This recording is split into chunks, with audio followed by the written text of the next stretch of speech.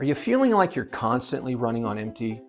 And maybe you've noticed that no matter how much you rest, you just can't shake that sense of exhaustion, emotionally, mentally, even physically. Now, you might be tempted to just kind of brush it off as stress, but what if it's something more? If you've ever felt stuck in a cycle of being overwhelmed, where you're just too drained to care, too tired to focus, and too frustrated to keep pushing forward, you might be experiencing burnout. And here's the thing, burnout doesn't just happen overnight. It's insidious. It creeps in slowly. And if we don't recognize it early, it can take a serious toll on our well-being. In today's video, we're going to talk about how to recognize the early signs of burnout, and just as importantly, how to recover from it before it's too late. Hello, everyone. Welcome back to The Daily Dose. I'm Dr. Lance Garrison. I'm a clinical psychologist with over 20 years of experience, and I'm Dean for the College of Professional Psychology at the Chicago School. As I mentioned, today we're going to explore a topic that's way more common than you might think: burnout. Whether you're a working professional, a student, a caregiver, or even like many of us balancing multiple roles, burnout can affect you. And it's more than just feeling stressed. Burnout is a state of emotional, physical, and mental exhaustion that's caused by prolonged stress and overwork. So, how do we recognize it before it gets to the point of overwhelming exhaustion? And, importantly, how do we actually recover from it? So let's start with the early warning signs of burnout. As I mentioned, burnout doesn't just show up one day. It's something that develops gradually, and it can manifest in different ways for different people. But there are some common early warning signs that I think are really important to look out for. First is being chronically fatigued and exhausted. This isn't just feeling tired after a long day. This is the kind of exhaustion that doesn't go away even after a full night's sleep or a weekend off. You might find that no matter how much you rest, you still wake up feeling drained and your energy levels stay low throughout the day. Next, there's cynicism and detachment. This can show up as feeling disconnected from your work, disconnected from your responsibilities, and even disconnected from the people around you. Maybe you used to be passionate about what you do, but now it just feels like you're going through the motions. You might find yourself feeling emotionally distant or even resentful of the demands that are being placed on you. Another key sign is reduced performance. So tasks that you once found easy or manageable may start to feel overwhelming or even impossible to complete. You might notice yourself procrastinating more, struggling to focus, and making mistakes that you wouldn't normally make. And finally, burnout often leads to physical symptoms: headaches, digestive problems, changes in your sleep patterns. And your body may be trying to tell you that it's just under too much stress. But often what we do is ignore these signs and just kind of push through until we hit that wall, till we hit a breaking point. Recognizing these early signs is absolutely crucial, because the earlier we acknowledge burnout, the sooner we can begin to take steps to recover. But before we jump into recovery strategies, let's just take a moment to understand what causes burnout in the first place. While burnout's often linked to work, it can stem from any area of life where demands consistently exceed our capacity to cope with them.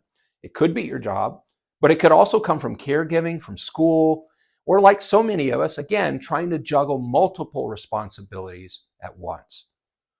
Now, burnout typically occurs when we're in a prolonged state of stress without adequate recovery. You can think of it like this. Imagine that you're a phone battery. If you're constantly running apps without ever plugging in to recharge, eventually what happens? You're going to hit zero. So some common causes of burnout include having an unmanageable workload, feeling like there's always more to do, but never enough time to do it.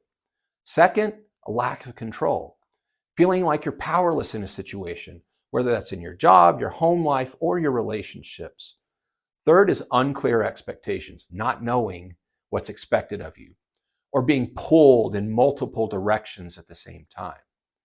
Fourth is a poor work-life balance, constantly prioritizing work or responsibilities over rest, hobbies, and even social connections. Now, once we understand what's contributing to burnout, we can actually start to make some changes that lead to recovery. So let's take a moment now to talk about how to recover from burnout before it takes too much of a toll on your physical and mental health and general well-being. First, and we talk about this all the time, acknowledge it. The first step toward recovery is simply acknowledging that you're burned out. And as simple as this sounds, many of us tend to just try to push through, and we tell ourselves, I just need to work harder, or I can rest later. But ignoring burnout's only going to make it worse. So give yourself permission to recognize that something needs to change in your life. Second is to set clear boundaries. One of the most important things you can do to protect yourself from burnout is setting boundaries. This might mean saying no more or stepping back from some commitments that are really draining you. It's okay to prioritize your mental and your physical health. So ask yourself, what do I need to say no to in order to better protect my well-being? Third, prioritize rest and self-care. When we're burned out, the last thing we feel like doing is resting. But that's exactly what we need. And I don't just mean getting enough sleep, although that's really important too. I'm talking about active rest. I'm talking about engaging in activities that recharge you, whether it's spending time in nature, with your family, practicing mindfulness, doing something fun and creative. Self-care is not selfish. We said this before, it's essential. So think of self-care as a non-negotiable, just like charging your phone. You need to regularly charge yourself to make sure that you keep functioning appropriately. Fourth, connect with what matters. When burnout sets in, it can be really easy to lose sight of what truly matters to you. So take time to reflect on what brings you joy and what brings you purpose. Is there something in your life that feels fulfilling? Even if it's just a small hobby or a personal goal, reconnecting with what matters can give you a better sense of motivation and help you counter some of those feelings of cynicism or detachment. Lastly, fifth, seek support. Don't be afraid to ask for help, whether it's talking to a friend, a family member, or a therapist. Having time to get someone to listen to and support you can make a huge difference. Burnout can make us feel isolated, but you don't have to go through it by yourself. So to wrap this up, burnout can creep up slowly, but it doesn't have to take over your life. By recognizing the early signs like chronic exhaustion, cynicism, reduced performance, and physical symptoms, you can begin to take steps to recover before it's too late. Remember, set boundaries, prioritize rest, reconnect with what matters, and importantly, seek support when you need it. Burnout is not a sign of failure. It's a signal that something in your life needs some attention. Thanks so much for watching today. If you found this video helpful, please be sure to reach out, hit that like button, and subscribe for more content on mental health and well-being. If you have a moment, let me know in the comments. Have you ever experienced burnout? How did you work through it? Take care, and I'll see you in the next video.